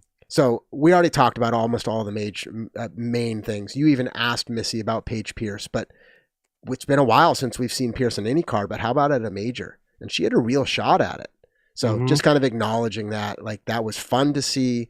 And she's performed well at that course before. I just wonder, like, does that reignite those fire? And do we see Paige kind of bounce around the leaderboard here for the rest of the year? That'll be a really interesting watch. Maybe that could be a pop, drop, lock pick for you. She always does well here, though. Yeah, she has done well. Exactly. I mean, she's won there and consistently plays well. I think she's very comfortable out there. The support she gets from that team, I think all those things play into it. Yeah. It was really fun watching Paige play great. Yeah. Big throw-ins, big putts. Kind of saw that excitement out of her that we're used to seeing, that explosiveness. It was definitely very, very fun. Yeah, and for the most part, it was really only the lead card that was in it in FPO, at least in my opinion. There was some exciting golf behind that, like Annika Steen and Holland Hanley both threw a tie for the hot round. So there was some great golf down the leaderboard, but really it was just the top 4. And no surprise, those are some great names to see on the leaderboard. So anyway, super exciting golf. Obviously, we debated the hot topic, but congrats to Missy. So speaking of congrats, who are we going to congratulate? Pop, drop, clock. Hooligan Disc presents this segment, giving out prizes every single event for those who get number 1 in the event leaderboard. This event, obviously, the Champions Cup. We made picks, and here are the results of the points. I believe we're going to start with Josh first, minus 24 points. Goodness. Josh, what was honestly? The problem? I got to even open it up to remember because I'm trying to blank it out. I've had 2 terrible weeks in a row. Yeah, and I literally picked all the wrong people, so there wasn't one problem. All right, so then we go to believe, I don't know if I'm right here or not. Nick, 25 points, and Matt. Okay, that's why I'm like, I can't remember. And myself, 25. Yeah, we both had 25 points. Well, both of our pops, our pop did not do well. Aaron Gossage. Your drop, Austin Turner, was -3. My drop, Evan Smith, was -1. You got 5 points for Calvin though, so kudos to you. My FPO drop earning that just in the final round, slightly better. My MPO picks were horrible. Yeah, but they were good, but they were horrible. Yeah. For instance, you ready? Austin Turner was my drop, right? In round 1. I know it's only round 1. That's not how the game's played. But in round 1, he was like 70th place. That's massive points. I didn't pick it for round 1. But the point is, like, I thought I had that idea. Didn't work out. Calvin, come on. So anyways, and then FPO, Paige Pierce Pop is my proudest pick there. And then next up, in final. Ben, 46 points to Ben. Yeah. What went well, Ben? Oh, what went well? Looks like Calvin Longquist did well. Yeah, your MPO side killed it. Calvin was I your picked pop Austin player. to drop to. Yes, Calvin Longquist. Yes, yeah, but really, Cal Longquist was, and I picked MPO lock, Gannon, and Kristin. Which honestly, I feel like if they don't win, that's a waste. So, it's a waste. It was really the Cal Longquist one that really got me. Can we talk about the pop player of the week? I think it finished out that way. Was it Ben Calloway? Yeah. Ben Calloway, 58 points 58 had you picked him. the top 7 players picked Ben Callaway. Yeah, Because he's that's and why. points Yeah. from him. 9 out of 10 picked him in the top 10. Yeah, if you pick Ben Which Callaway, you one have of more those points than people all of in us. 9th place overall? We have to give him a shout out only because he was talking some crap earlier Eighth to us. place. 8th place? 8th place. Sorry. 8th place was Evan Kearns, Mr. Statmando himself. Finally. And he's he up picked there. Colton Montgomery. That was a huge pick for him. And on and on and on. You can go check it out at Pop Drop Block, though, and see the Staggered Stance hosts what So, we did. Anakin Sten was your pop performance for FPO, earning you 19 points. And then Rebecca Cox, your drop performance for FPO. So, Josh, you were 311 out of 313. Oh, I know. Like, yeah, second, third from the bottom. 8 points. Nick goes, I have to Nick look- knows 8 what points. it's like there. Oh, dude, I've been down there multiple So times. let's talk about Season leaderboard? season standings then. Yeah. So Okay, he's gonna go Matt's in Nick first. first. Matt's in Nick first. last. In our Pretty high group. up the leaderboard. In our group. Yeah. But if you look at I'm the just talking leader about- leaderboard, I'm 7th. Yeah, where? Yeah. Woohoo. Yeah. Yeah. Are you beating your sons though? No, I No? still have. Okay. I think I'm 5 behind one and like 30 behind another. So somebody just took the lead. Trustworthy Narwhal. This is their first week to be in first. All right. Well, just amongst the four Simon of us, Lazat. quick. We forgot to mention this, by the way. You're still for just reiterating over and over and over. A round with Simon at Maple Hill is on the. Yeah, people should get line in. here. People should get out there and play consistently every week. Right? We're cruising through the season. Matt, you're in first amongst us 4 hosts. Matt, you're in first. Ben, you're 83 points behind Matt. I'm 128 points behind Ben, and Nick, you're 121 points behind me. Oh, boy. So these gaps are still Oh, bridgeable, but you're gonna have to start stitching together some solid weeks with like some Ben I need some Callaway 100 picks. pointers. Yeah, exactly. So anyway, yeah, a lot of fun. Obviously, it gives us something to watch. You refresh each evening after the round, see how you're doing. It's kind of an extra thing to root for besides good disc golf. So good stuff. And thank you to Hooligan Discs. I've been wearing their hat a lot around, and obviously they've got some great stuff. Get out there and support them. Yes. Yeah. All right. Whoa, someone's What do you all honking, think Ben, about- in the Walmart Yeah. parking lot? Walmart parking Yeah. lot. This is tough. That's all right. Hey, so that when the PDGA announced that Champions Cup was going out to Swenson Park, I think there was a lot of mixed reactions about Wooded. Mhm. And then we obviously had lots of reactions of saying, hey, the Sean's, right, and 1,000 Rated Productions, they're going to put on an awesome event, which by all accounts I've heard, and Ben, you were there, I'm going to actually toss this to you, but like it Yeah. seems like they did put on an awesome event, so I don't think that's a question. But I just want to ask general reactions like about from all of us, but Ben, you first, just to the venue for a major, and how was it watching on live coverage versus being there in person? So Ben, just like, how was it on the ground? Yeah, on the ground, it was a beautiful property, and the events, the after parties, everything was just super awesome. It was definitely a unique experience for Pro Tour for me, and I've been to a few. I heard some chatter from some MPO players saying this is a great, phenomenal course and they love it, but they don't think it's a major course. So take that with a grain of salt as you will. It was just like something I sort of overheard. So I don't really know what that means if it's a great, because they were like, it's such a great course, but it didn't feel like a major course. But yeah, it was just a phenomenal event property. And something I wanted to mention about FPO, I kind of really liked that 10 down for them was like the score you had to shoot. I feel like that's not a common occurrence in FPO where like they get to shoot hot, where we see those type of numbers. So I think that was a super intriguing thing for me, at least, that I really liked about it. It was like you had to be on your game, and you had the birdie out. Can I follow this up? But I have to say Yes. something completely off topic first, like way out of left field.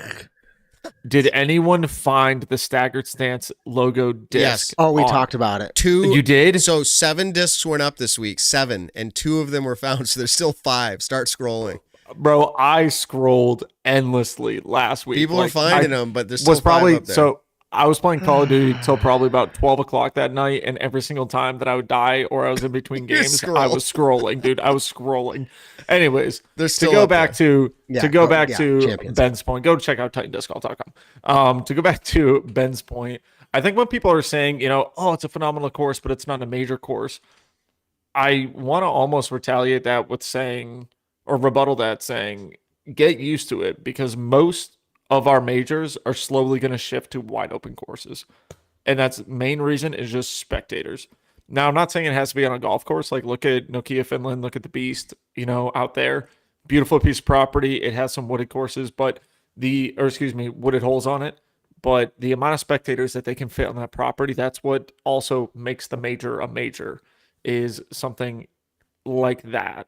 So, yeah, the biggest thing is just kind of get used to that, because I think it's going to shift that way more and more over the next 10 years in disc golf.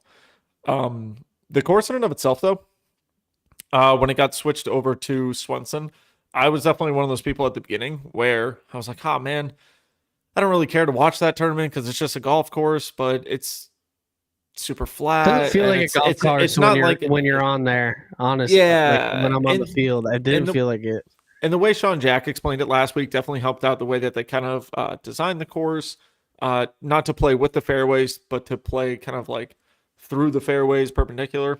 And so all in all, it was definitely, I actually thought it was really fun to watch this year. The times that I did get to watch it, I thought it was very, very enjoyable. I got to watch most of the FPO final round and then just about all of the MPO final round, which was awesome. And so all in all, I liked it. Do I wish there was a little bit more elevation? Yeah, but that's just because I don't know. I think elevation makes disc golf. Like Glendevere is a beautiful property to watch out in Portland, but not every single course is going to be like that. Or even Glen Eagles. We were bringing this up with Sean Jack last week. San Francisco Open had such a beautiful golf course. I loved watching that place. Old Joe has videos of that. It's awesome. But all in all, I thought it was a 10 out of 10 tournament as a spectator. As a DGN subscriber, it was great to watch. Actually, I very much enjoyed the commentary. There wasn't too many times where they were like, just saying the wrong thing at the wrong time. I actually thought the commentary was pretty good. And they made for a great tournament. And the players also made for a great tournament. Yeah, I thought it was great. The live coverage I thought was great. I found it challenging on the live coverage to really there were two things. First of all, understanding where the disc was landing from the tee shot was just a little bit challenging, including little things that they maybe can't control. But there was a lot of sun glare late in the afternoon in the MPO rounds. And just my kids and I are watching, and every throw, usually you can kind of see where the disc is going. And you get a vibe. I'm just they're just throwing into bright sunlight and they're throwing around those wire mesh cages on the trees. Right, protecting the new planted trees. It was just really hard to kind of follow if you didn't have the course memorized. That's a really big challenge. I'm kind of setting a high bar, but those are little things I'd love to see tuned up. Somehow, you can't affect. And AB throws 700-foot rollers. You just watch a disc. Well, yeah. So I'm just acknowledging it was challenging. It was challenging to watch, but the coverage was great. It's just how are they going to figure that out? I don't know. That's funny you said that, Josh, because I recorded for Gannon. This is my first event recording for Gannon. I recorded all his shots on the weekend. Yeah. And I was having trouble following the disc. If you watch the video, it was once it goes into the blue sky, it's it just disappears. I could not and there was blue sky everywhere. It was hard. Yeah. And obviously every event has some of that dynamic, but I'm just saying there was a lot of because there's I think Nick, part of it's no elevation change, okay? Mm-hmm. And a lot of similarities in trees. And I'm not saying similarities in hole design, but from an aesthetic standpoint, the trees look similar. There's big trees. There's little trees with wires around them, and then there's sun, and then there's water. And I'm they all look. I'm emphasizing look, not play. They all look the same. They don't play the same, right? There's quite dynamic course design. I thought it was done really well. The way you face that gauntlet on 16, really hard. But anyway, hey, how about the fact, how often does this happen, Nick? I don't actually know the answer to this, but the PGA Tour had a further under par finish than the PDGA Tour this weekend. Scheffler threw 31 down of all time. 31? I thought it was 36. I thought I heard 36. Either way, either numbers more down Wow. than we had this week. Insanity. And we had a 4-round Insanity. event. So yeah. No, it's just that's awesome. I don't And- actually and know how guess often what? that happens, but very, very rare is what I See, would we guess. played disc golf on a golf course. They played golf on a disc golf course, and that's why he shot so low. So Can you imagine? Oh, just man, kidding. that'd be crazy. But Hey, no, that's awesome.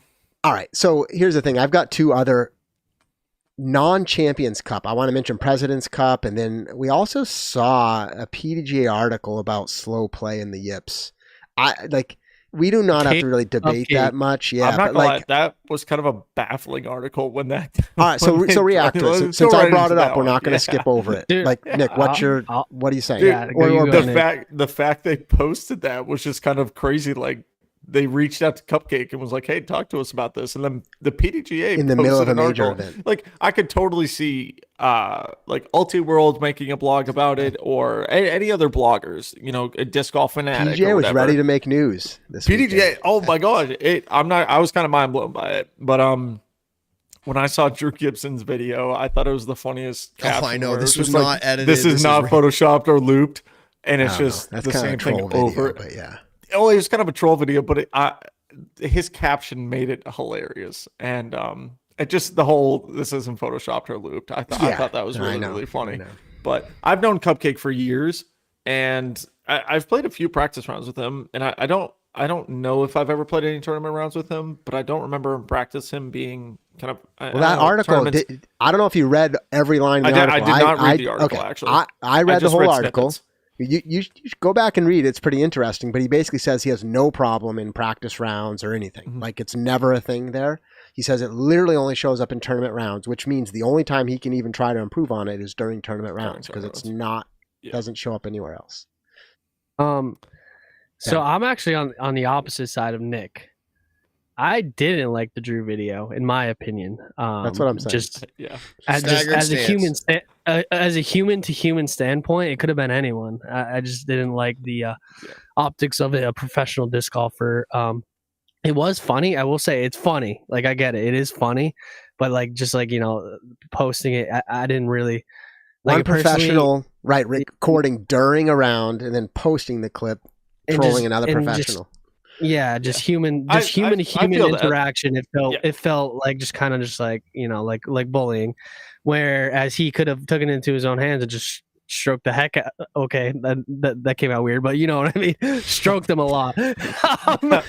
Even weirder, Ben. They did call him on it the second time. I know. Yeah, they did. Yes, they well, only one time, but Yeah. here's my thing. I did like the case for Cupcake. It's not even that funny. It wasn't even that funny, but it is now. So I did like the case for Cupcake because I think it humanized Cupcake. I'm not vouching for Cupcake. I think if he's taking, he played on Gannon's card and he did not take more than 30 seconds, maybe once, but he did really well. But I think as humans we can attack and just see like, oh, this person, but then that we see that side of them like, oh wait, I've been nervous before. I've had the yips before in tournament. Like, oh wait, this makes like he's struggling psychologically, mentally. He's trying to see a hypnotherapist. It got to see a sports psychologist. It got to see a side of him where it made it more relatable. That's why I liked it. I don't think the PDGA was releasing that to make fun of Cupcake. They're releasing that to stand up for Cupcake. That's my opinion. Yeah, well, actually, I think they did. You're right, Ben. They humanized that. Mm-hmm. Like, I understand more of what Cupcake's dealing with. I'm still puzzled by it, by the way. But maybe he is too, which I think was the point. So, yeah, it definitely was. But Ben, it's still a little bit interesting for the PDGA to interview and post an article in the middle. But I think they probably saw the Drew video too, right? And just felt the need to kind of like balance that conversation out. Yeah. Well, it's not. I don't know if that's true, but it seemed like it. It's who released it was Hayden, and he's like the on-site guy. Like that's his job. He's the journalist. So it wasn't like I thought it was a well-written article. Bjerkis was like no. It was just like the journalistic side of PDGA. No, it was a great. It was a great article. I know it. I know it gets crossed in between. Like it's hard to like deviate the PDGA of like the major events and the PDGA, like they have so many things. But yeah. I thought it was a good article. It's interesting. Best of luck to him because it sounds like it's really complicated, like psychological. And I'm like, holy cow! Like, I mean, he crazy. Yeah, I mean, I was there for the round where he shot like plus 14, like when he was in 11th place. He's tried hypnotherapy. He's seen psychologists. He gets stuck in these loops, and I'm like, oh my god! And I understand. Have you ever? This is a real question, Nick. Have you ever had something where you'd consider it the yips? Like, and I mean real, where you felt like, man, I don't know how to do this. Like, I've amnesia. I've had it happen on like one hole. I've literally had that happen on one hole. But it's never been I've like had it recurrent. happen during a tournament round, and this is probably 10, 11, 12 years ago. And the only thing I can say is it's some sort of trigger. Maybe it's a nervous thing, but I remember going, I literally do not remember how to putt, and I felt like I would putt better with my left hand, and I did a few times. I said, I'm just going to go putt lefty because I literally, like, there's some block there. So, like, I get a little bit of that. I mean, I can relate a little bit over one round, not every round. I haven't personally dealt with it in disc golf. I like very much casually playing darts. Me and my friends are competitive with it when we hang out with each other.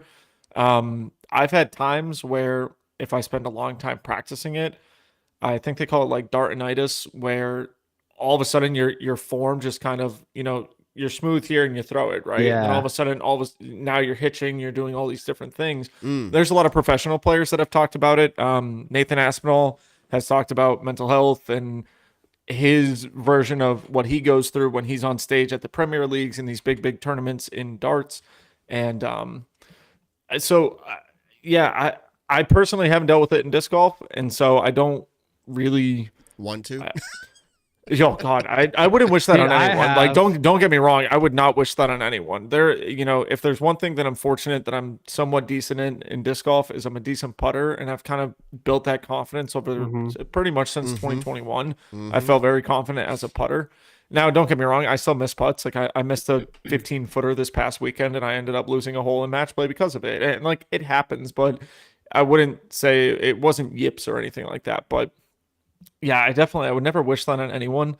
I know Juliana Korver has talked about she got the yips. I mean, Will Schustrick went through tons of injuries with his stuff, but if you look at his form, he kind of just went from incredible backhand form to all of a sudden you kind of watch it and you're just like, whoa, like what the heck happened over these last couple of years? Does it happen to Jacob / Cupcake at like local tournaments, or is this like an elite series thing? You know what's crazy? Also, I mean, it's also one of those things where Cupcake is insanely talented. Throws the dude a million can miles. Throw a disc. Yeah. He can forehand a disc super well. He has every aspect of the game that you need to be a professional disc golfer and actually compete at the world's best stage. There isn't a course too long for him. And he's just dealing with this one thing, and it sucks because it's one of the most important things in the game. But then it's like, oh my God, now I'm getting the yips. You miss one putt, and then you take a minute on another putt, and then you miss that putt, and now all of a sudden your backhand's off, your forehand's off, everything just kind of explodes from there. And that's what I saw happen at that round when he went plus 14. He just like wasn't. I would say what happened because he literally was -7, -3, and then threw a plus 14. Just like mental, like the opposite of Paul. Like, the disc golf it's just mental. Like I could just see it in him where he just gave up on himself because he's like, when you have the yips like that, it's just like, all right, I don't know what to do. But it is crazy because like he's not lying. I just remembered I was with him in Texas last year for a whole week, and he could hit 30-footers like 20 in a row nonstop. But for some reason, it's just all mental with him. I think he just is like, oh, I can't miss. I don't want to miss. And he does a lot of here's what I've noticed. He does putter in left hand, chalk bag under the putter in his left hand, and then another putter in his right hand. I think he just has too many things. He gets the chalk sometimes. He's got too much going on at once. Yeah, he puts the chalk in his right hand and then puts it back and then swipes his right hand and then he's takes chewing the chalk gum back at out. the same time. Yeah, he's doing the hokey pokey, so he's doing a Oh lot. man. Well, anyway, literally, we can kind of poke fun at it because it's crazy, and he probably understands that. But like, best of wishes to him. But it's a weird, Yeah, I it's a feel weird bad, dynamic because you also He's are so like, good. yeah, but there are also rules, right? Like, so Yeah. Yes. gotta somehow balance all that. Yep. All right, so we're kind of walking backwards through all this, and maybe this is our last topic, unless you all feel like I forgot anything. President's Cup, great event. USA wins. I've forgotten all about it. Yeah, it's Because over. the Champions Cup was like the thing, which by the way is an interesting dynamic. I actually think I understand why they tuck it right before another event because that's when they get the players. Mhm. But it's just like dissolves in my memory. It's like, yep, it's done. Anyone else? This is gonna sound really mean, and I mean this in the joking way, but I think that's all Team Europe's fault. Yeah. And I say that just because USA wins every single year. So they're gonna change. Give the Europeans a win, and dude, they'll be talking about. No. We'll be talking about it for a year. I'm not saying give them a win, but I'm saying like if Team Europe was to win it this past year, it would be like, oh, the Europeans are finally here, and on and on and on. So my question was: President's Cup available to everyone, or was it only available to pro subscribers? That's why I think it has no status. Make it free for everyone. They need to I provide mean, value to the pro subscribers. I understand. That's why they do that. Yes, They would rather that than I understand that, but all Champions Cup was free. I think it's more of a more pivotal all thing Champions when Cup was free. for PDGA members. PDGA. Sorry. to Yeah. view. Didn't To know view. Caveat. Yeah. Yes. Didn't know that. So so I understand that, but the only way to make it more prestigious is make it so people can watch it. I mean, I was on the grounds and I only saw Gannon's card. I was trying to watch it, but then I wanted to watch more like of other cards, but I realized I'm not even a pro member, so I can't. Yeah. So that even me on the grounds, I couldn't even watch all of it. Yeah. Anyway, I mean, congrats to US. I mean, obviously, Nick, like you said, it seems so lopsided, but still, congrats to the team. I mean, they're coming out and they're the ones performing and winning. And we could dive into it more. And that's a really good opinion there, Ben, as far as like coverage. It kind of gets lost, but I'm just saying, even it almost didn't make our show notes this week. Imagine being on the first team USA team that loses. Because it's eventually going to happen, right? Like you have to think it's probably going to happen at some point. Imagine being on that team. I mean, it was close at one good. point was. during this. I like the live updates of Ricky was the only here's one who didn't score give his right team now. points, right? Maybe. I think so. I don't know. I could not tell you who. I looked at it at the time when I was excited about the President's Cup, and then the Yeah. Champions Cup happened, and I forgot. Yeah, exactly. And then big time major. All right. Well, anyway, we should talk a little bit more about the foot fault on hole 16 in the final round. Jokes. This guy's Cameras. jokes. Hey, literally, last thing, Ben.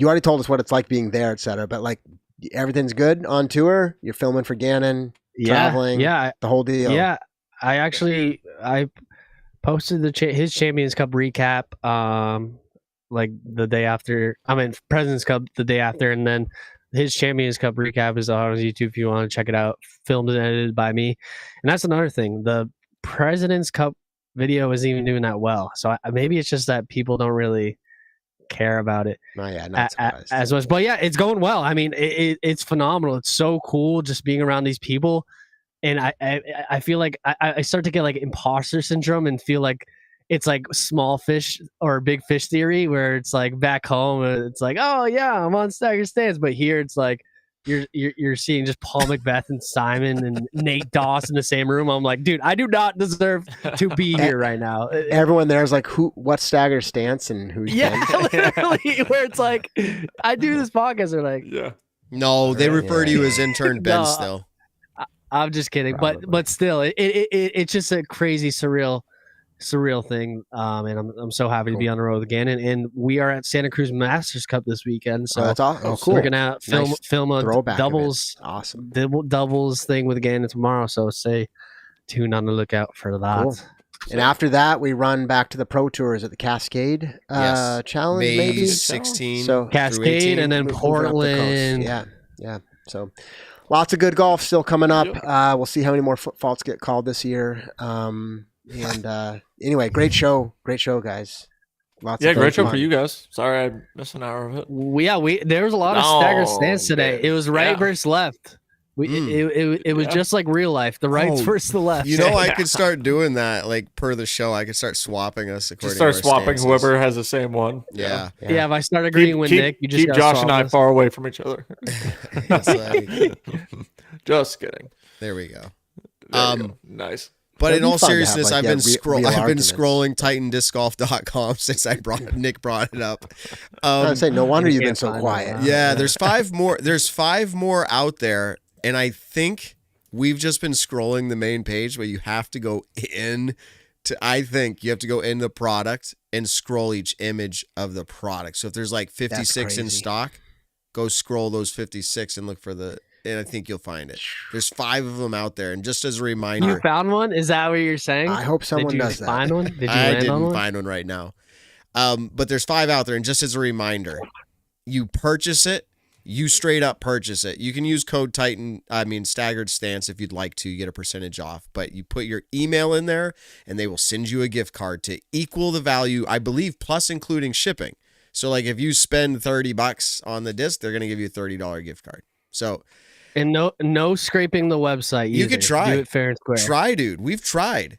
Oh, okay. There's Okay. no, Yeah, they there's kinda no, like- I there's think no they buried Staggered it pretty Stance good. text anywhere. It's just a logo on a disc, Ben. Oh, okay. That's smart. That's smart. Yeah. that I mean, they did it like obviously, that. If with- it's not like staggerstance.png. It's literally on the product image, so you have to find the product image, That's and they have smart. a picture of Yeah. every disc. So 35,000. Good luck. Yeah. Yeah. good luck. Have fun. It's an Easter egg hunt. We just wanted to put something out there for our listeners. We also wanted to send people over there and get that website as much traffic as possible because we appreciate everything that TitanDiscGolf.com does for us. They're supporting us massively.